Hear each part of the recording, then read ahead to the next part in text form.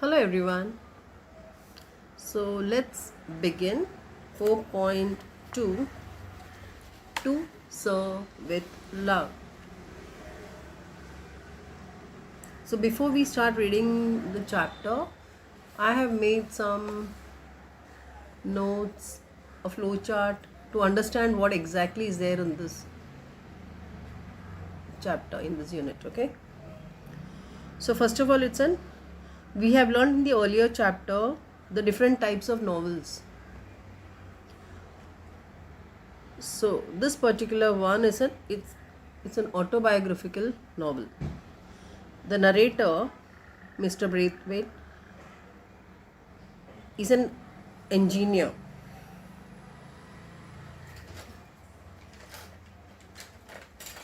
He accepts the job of a teacher in Green Slate School in London's East End to teach the senior classes of the school. The school is full of unruly students who were rejected from other schools for their behavior. जो school drop outs होते हैं, unruly means totally disobedient, not listening to anybody, not behaving properly. तो दूसरे schools में निकाला, ये सबको इनको निकाला गया था. And then they join this particular school. The narrator is initially ridiculed and bullied by the students. Initially starting को नरेटर को ही इज़ अ टीचर एंड ये बच्चे बहुत उनको सताते हैं, उनको रिडिक्यूल करना, इन्हें सबके सामने इंसल्ट करना या फिर कमेंट्स पास करना. Okay, so the narrator is initially ridiculed and bullied by the students, but later slowly they realize that he is very different from the other teachers, so they start respecting him because they see his patience and desire. He has a lot of patience and he wants to see every child doing well. Okay, he wants every child to succeed. Then they start respecting him.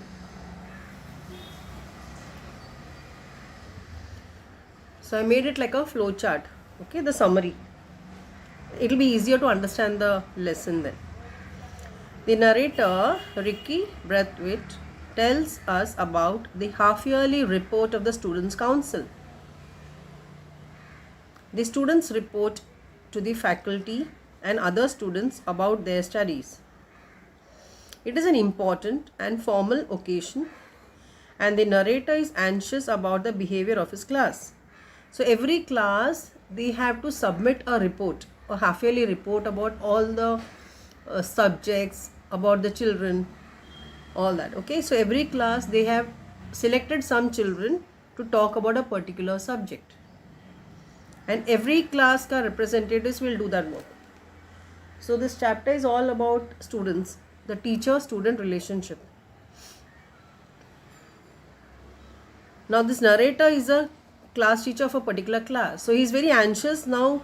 God knows how my children are going to behave,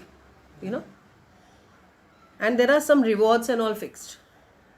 Now the important officials for the function, there are two people, Miss Joseph and Denham, both students of his class. They have been selected to conduct the whole show.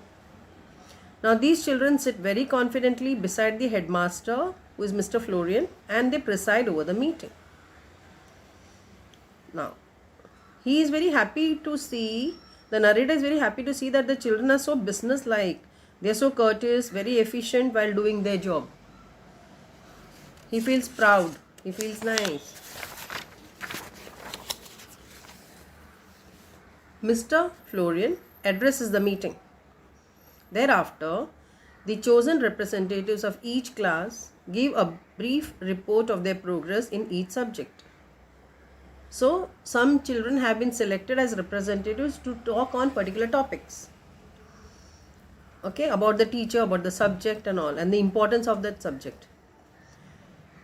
So, Braithwaite's class representatives speak well about their coursework. After these presentations, a panel of teachers is chosen at random to answer any questions put by the students. So after all the children come, all the representatives come and talk, then there's a panel to judge these children, and then the students can ask doubts. The teachers chosen are Mr. Weston, Mrs. Dale Evans, and Miss Phillips. Denham speaks on the subject of PT and games, complaining that the class was ill-conceived and pointless and creates a stir. The moment he tells us, everybody starts, there's a lot of commotion. Now, Mr. Weston offers no sensible argument and tries to find his way out of the subject. Miss Phillips steps in and defends him, outwitting Denham in a cool and pleasant manner. So when Denham, complains about why is PT being taught, he's supposed to be very physically fit. He's a player, football player or something. So he feels that it's pointless. Why do we even need this particular PT class? This is when Miss Phillips comes and explains the thing to him. So, she explains saying that it's very necessary for the physical and the mental well-being, and many other children need it, maybe he doesn't need it, so it's an important subject. Now in the end, Denham accepts his defeat gracefully, and Braithwaite is immensely satisfied with the progress of his class. So it's a small chapter actually, it's just, so let's see the topics that the students covered. Okay, so there is Potter. He speaks in the field of arithmetic, focusing on how greater understanding in the world is fostered by the use of common weights and measures. The weights and measures and all, using that, how you can change the perspective, how easily you can understand things. Miss Pegg and Jackson speak on geography. Miss Dare and Fernman discuss the subject of physiology. Fernman steals the show. When he's teaching, when he's explaining about physiology, they also exhibit the model of a human skeleton and stressing the class conclusion that basically all people were the same. So he'll end up saying that when you look at the skeleton, you don't know whether it's a female or a male. So in the end, basically it means that all are same only. Whether you are rich or you're poor or you're fair or you're dark, in the end, what is it? So then he steals the show. So everyone clap for that. Miss Dodd reports on history. Miss Joseph on domestic science. Denham creates a stir by speaking on PT and games, complaining that the class was ill-conceived. And Sapiano speaks on nature study. Now if you see the major themes of the novel, there are three main things covered in the novel. One is students and teacher relationship. Then prejudice. Prejudice is like taking someone's particular side, or you already have that this is like this only, that is called prejudice. Like you're not ready to accept the new points. Okay, and then racism, black and white and all. In history, you must have read all this. Now the time period of the novel. This novel was written during the mid 1940s, when racism was prevalent in Great Britain. The narrator experienced the racism of white Britons in the encounters on the bus, at job interviews, at Greenslade School, when searching for housing, at a restaurant with his girlfriend, and so on. So many places he used to always experience all these negative things, which he has put it in the paper. So this is I'm going to anyway send you the PDF of this, okay, notes also. So shall we just read through fast?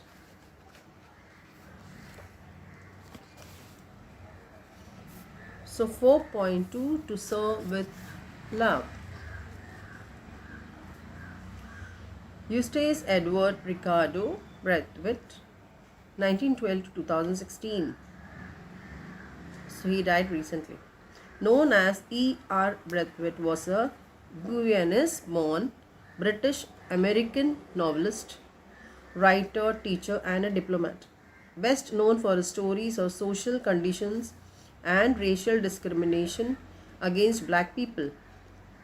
He was the author of one of the famous 1959 autobiographical novels, To Serve with Love. He also wrote A Kind of Homecoming about his tour of Africa, A Choice of Straws, a novel set in London, and Reluctant Neighbors, a memoir and treatise about racism. Braithwaite's numerous writings primarily deal with the difficulties of being an educated black man, a black social worker, a black teacher, and simply a human being who found himself in a set of inhumane circumstances. To Serve with Love is an autobiographical novel. The narrator is an engineer, but to make both ends meet, both ends meet means uh, to feed yourself, to be alive basically. So he needed some job. He was not having any job.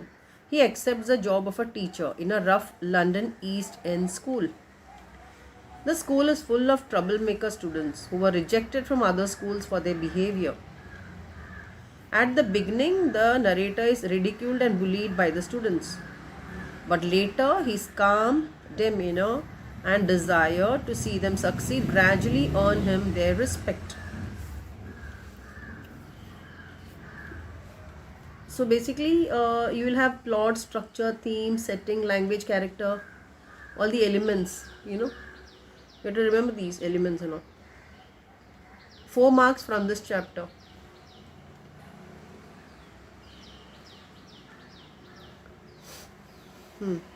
The major characters are Ricky Braithwaite, who is the narrator, Gillian Blanchard, Mrs. Dale Evans, Denham, Pamela Dare, Mr. Florian. And there are some minor characters, so many of them. Okay. The summary of the novel. To Serve with Love is a work of fiction based on the life of the author E.R. Braithwaite. The main character, E.R. Braithwaite, works as an engineer in an oil refinery. He served in the Royal British Air Force in the war. After the war, being a black person, he was unable to find employment. Black here is basically like African. It's not about the color black, okay? He was unable to find, that's what the black and white, the racism comes here. He was unable to find employment. As a last resort, he applied in a school to become a teacher. Surprisingly, he is accepted at the Greenslade School in London's East End and is set to teach the senior classes of the school. While reading the novel, we have to understand that the time period in which the story takes place is very important. Braithwaite finds that even though he considers himself British and has served in the Royal Air Force, the British do not consider him to be one of them. This leads Braithwaite to feel bitter about the English and the colonialism, as well as about his white students. Braithwaite's teaching position starts out roughly and is embarrassed time and again. He considers his students disrespectful, ill-mannered and mischievous, while his students consider him to be an arrogant outsider, unfamiliar with the social environment in which they have grown up.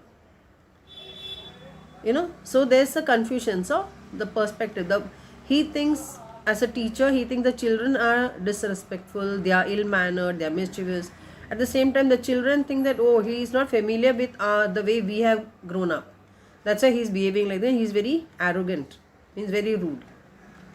The students harass him from day one, slamming their desks during his lecture, using foul language and bullying him to a great extent. Even the girl students do not spare a moment to harass Braithwaite. In a reaction to that, Braithwaite verbally scolds the girls for acting in an unladylike manner and being unruly in the class. So he also gets angry, so he verbally scolds, When he understands that his outburst has not gained him any respect and cooperation from the students, he changes his teaching and handling tactics. So he realized that by screaming at them and shouting at them, they are not he can never gain their respect, so that's of no use ना, कोई फायदा नहीं ना चिल्ला के. So he decides to change his teaching and handling tactics. He decides to interact with them as though they are adults and respectable persons. He requires every girl be referred to as Miss and that his students call him Sir. At first, the students find this level of deference ridiculous and unnecessary. However, they come around after only a few weeks, completely changing both their hygiene and their attitudes towards one another. This marks the success of Braithwaite in handling the students in a very amicable way. Amicable means friendly.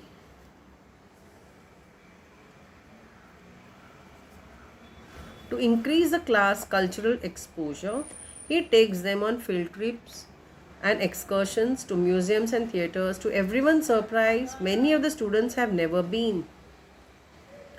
A white female teacher, Gillian Blanchard, it can be even Gillian, accompanies the class on these excursions.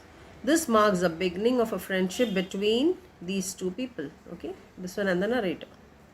Similarly, Braithwaite's relationship with the students is tested many a times. Although his students frequently disappoint and hurt him, he learns to forgive them.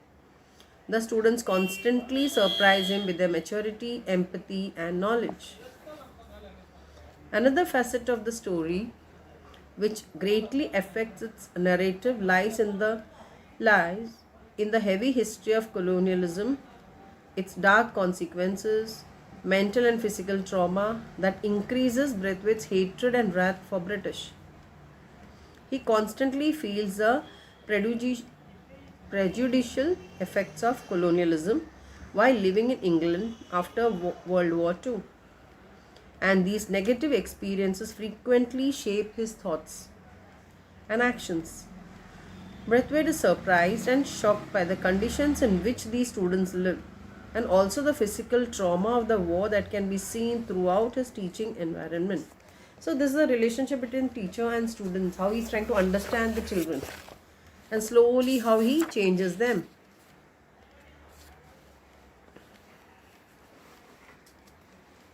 Theme of the novel. So there are three major themes: students-teacher relationship, prejudice, and racism are the major themes. E.R. Braithwaite gets the job of a teacher in a rather rough and a notorious school. He finds that the students belong to a background that is not suitable for learning and their overall development and progress. He notices that the students are in no mood to change their attitude and behavior.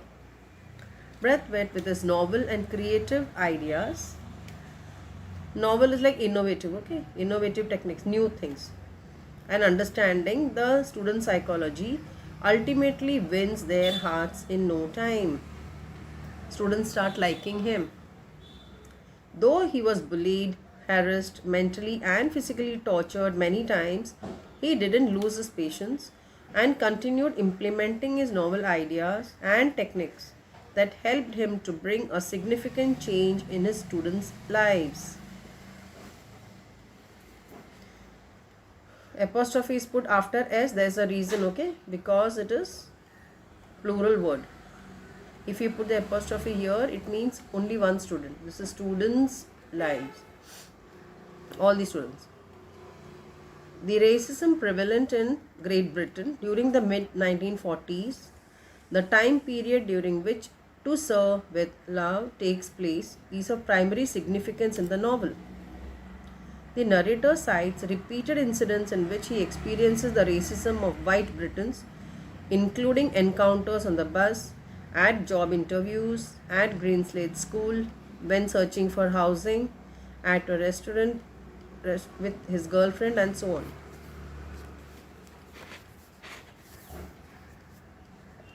At the outset, Braithwaite is struck by the unexpectedness of such prejudice. He was brought up in British Guiana and he viewed himself as a British citizen. not as a black British citizen in a British colony. When he served Great Britain in the Royal Air Force, that gave him respect and esteem in the society. The day he left the job, he finds himself to be an outsider. Then they don't treat him the way they used to treat him earlier. Braithwaite's extensive experience and education was of no use in job interviews, where he is informed that the job has already been filled or he is overqualified for it. तो कहीं पे भी नौकरी नहीं मिल रही थी. The reasons were that he was overqualified, or they would say that the job has already been filled. So they used to find some reason for not giving him the job. This heightens Braithwaite's sense of betrayal for the British. Now he starts hating them, the Britishers. Interestingly, he never lashes out physically, and only rarely does he do so verbally. Means physically he would never attack, but verbally means words. He used to use words to tell them what he felt. He exhibits patient endurance at times, and at others he describes the way the rage inside him is transforming into hatred so strong that he desires to hurt those who treat him unfairly. There is a limit, na? Uske baad you can't tolerate more. So now that is what is happening. Slowly, it was a rage inside him, which is now slowly becoming hatred, and it is so strong that he has decided that if anybody is unfair to him, he will also hurt them. As a result of such experiences, Braithwaite finds the students at Greenslade School to be a bit notorious and rough in behavior, but with proper care and treatment, all the students would surely achieve success and desired goals in their lives. So this is about the whole theme, which period it was written and why he started hating Britishers, Okay, now the synopsis, the whole extract ka, in short, I have already made a flowchart of this part. In this extract, Braithwaite recounts the half-yearly report of the Students' Council, in which the students of the school report to the faculty and other students on what they have been studying thus far. Braithwaite's class representatives speak knowledgeably about their coursework and place a considerable amount of emphasis on how much they have learnt about different people, cultures, customs, and the importance of international and interracial cooperation. Miss Joseph and Denham, both students of Braithwaite's class, preside over the meeting. At the outset, Mr. Florane, the headmaster, addresses the meeting with a lengthy but a well-received presentation. Everyone liked it, One after another, each class gives a brief report of their progress through their chosen representatives on what they have been studying in each subject so far. So every person will comment, what happened in the class, which subject and what they learned. A panel of teachers is chosen for each class to answer any questions regarding the report submitted by the class. The lowest class begins first. So they start from the lower classes. And it is obvious that as the students progress through the ranks, there is a marked development in their ability to express themselves. Mr. Braithwaite's class, being the oldest, was the last to present their report because they are seniors, okay? Miss Joseph begins the highest classes proceedings by clarifying that the common theme underlying all their studies this term is the interdependency of mankind. How people are, dependent on each other. Porter speaks in the field of math, focusing on how greater understanding in the world is fostered by the use of common weights and measures. Miss Pegg and Jackson speak on geography, and Miss Dare and Furman discuss the subject of physiology, with Furman stealing the show by exhibiting a model of a human skeleton and stressing the class conclusion that basically all people were the same.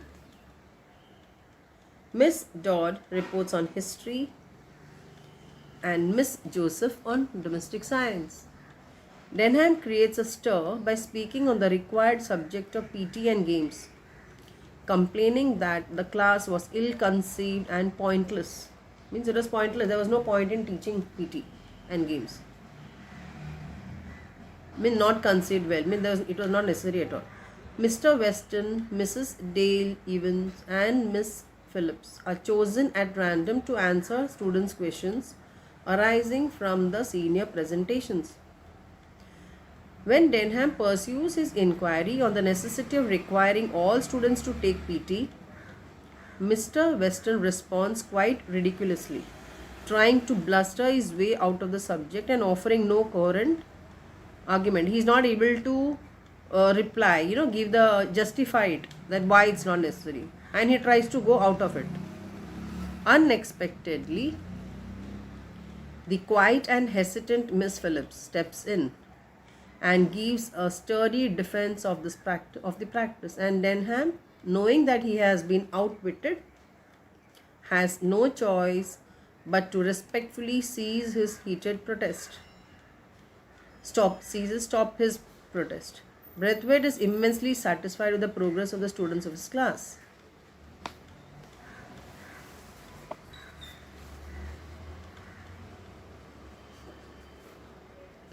To serve with love. I think after 2-3 types of theme we read, the synopsis we read, and the flowchart, somewhere I hope you have understood what this lesson is about. The half-yearly report, chapter 17. The half-yearly report of the Students' Council was on November 15th and was one of the important days in the calendar of Greenslade School. I had heard quite a deal about these occasions and became as excited as the children as the day approached.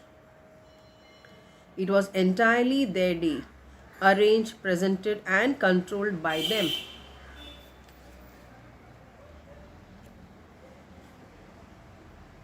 I observed the activities of my class as they prepared for it, noting with pride the business-like way in which tasks were allocated and fitted into a neat program. There were whispered conferences with members of other classes in the arrangement of it. On that day, there was no assembly. The children arrived smartly dressed and polished, and Miss Joseph and Denham, who seemed to be the important officials for the occasion, moved about among their colleagues, ensuring that each one was ready to play his or her part.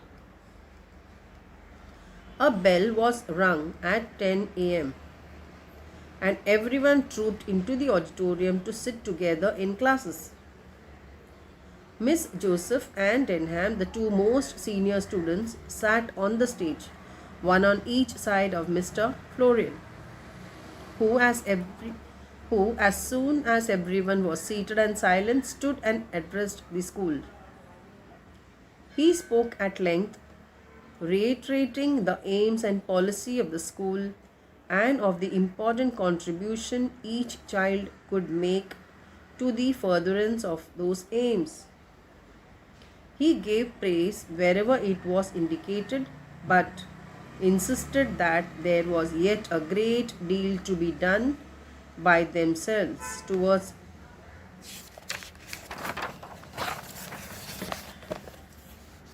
a general improvement in conduct, cleanliness, and the pursuit of knowledge.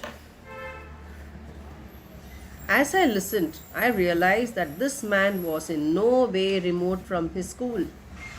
His remarks all showed that he identified himself with it and everyone in it. He then wished them success with the council meeting and left the stage to tremendous applause. Everyone started clapping for him. Things now moved quickly into gear. First, Miss Joseph stood up and gave a short explanation of the council's purpose and its activities. Each class would report through its representatives on the studies pursued during the half year which began after Easter, a representative having been chosen for each subject. When all the classes had completed their reports, a panel of teachers would be invited to occupy the stage and answer questions from the body of the hall on matters arising out of the various reports. The selection of the panel, as with everything else, was entirely at the discretion of the children, and no members of the staff knew either how many or which teachers would be invited to sit. Everything was kept secret, The reports began with the lowest or youngest class first. These were mainly 12-year-olds who had joined the school the previous summer. Most of them were shy and rather frightened at standing up before the entire school, but nevertheless they managed it creditably. पहली बार जाके stage पर खड़ा होना easy नहीं होता, it's very difficult. So most of them were shy and frightened, डरे हुए. But then they managed it. Nevertheless means however, they had been newly introduced to the difficulties of seeking information for themselves. So their report was understandably rather short. First time they were doing something like this. So they had made short reports, not too much in detail. Class after class was represented, and it is obvious that with each succeeding term there was a marked development in their ability to express themselves. Much of the work was rather elementary, but to them it loomed large because they understood it and something of its relationship to themselves. Though the work done was quite simple, but for them, they understood what they were doing. That was more important. Throughout all the reports, the emphasis was on what they understood rather than on what they were expected to learn. When the turn of my class came, I sat up anxiously. So, Nabratwit is nervous. God knows how the children will perform. From the list he held in his hand, Denham called out the names of the representatives, together with the subjects on which they would report. So, Denham is from his class, the narrator's class. Okay, Potter, arithmetic. Sapiano, nature study. Miss Peg and Jackson, geography. Miss Dare and Fernman, physiology. Miss Dodd, history. Denham will speak on PT and games. Miss Joseph, domestic science.